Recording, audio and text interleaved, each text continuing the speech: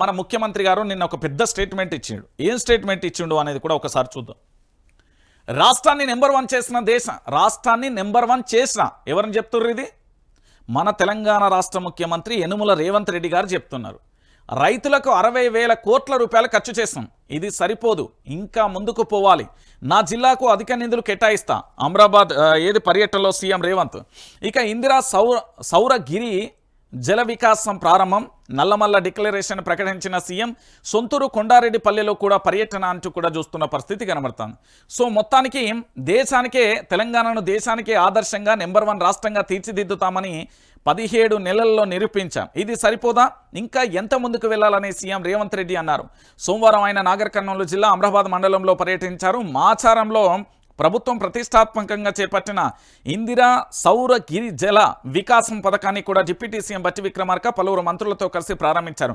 రాష్ట్రంలో ఆదివాసీ గిరిజనుల సమగ్ర అభివృద్ధికి రూపొందించిన 10% అంశాలతో నల్లమల్ల డిక్లరేషన్ అంశాన్ని ఆవిష్కరించారు.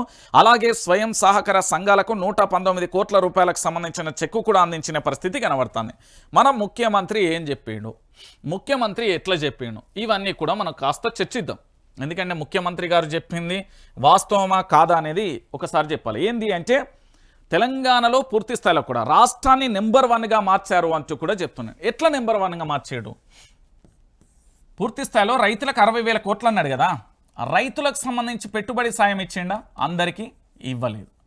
మరి ఎట్లా రైతులకు సాయం చేసినట్టు? రైతుల కోసం భారీగా ఖర్చు చేసినాం, ఇది సరిపోదా అంటాను.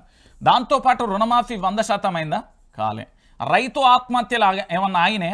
ఎందుకంటే తెలంగాణలో దాదాపుగా 400 పైగా చనిపోయిన పరిస్థితి కనబడుతుంది. అంటే రైతులకి ఈయన ఏం చేయలే. నెంబర్ 2, ఈ తెలంగాణలో ఆటో డ్రైవర్ల ఆత్మహత్య కొనసాగింది కదా, దీనికి ఏమన్నా న్యాయం చెప్పిండా? చెప్పలే.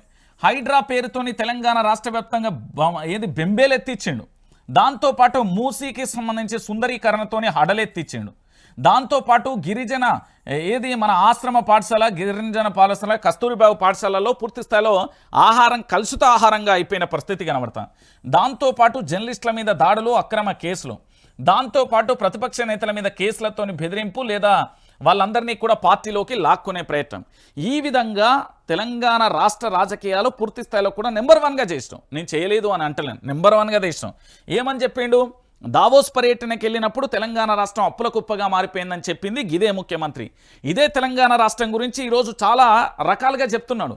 నెంబర్ 1గా చేసినావు రాష్ట్రాన్ని. ఎక్కడ నెంబర్ 1గా చేసినావు? తెలంగాణలో రియల్ ఎస్టేటే పడిపోయింది, ఏడ నెంబర్ 1 అయిందండి? కేవలం ఏంది అంటే ప్రగల్భాలు బలక అంటే మనోడు నెంబర్ 1 బలుకుతాడు. ఇక చూడు, రైజింగ్ తెలంగాణ ఏంది, తెలంగాణ నెంబర్ 1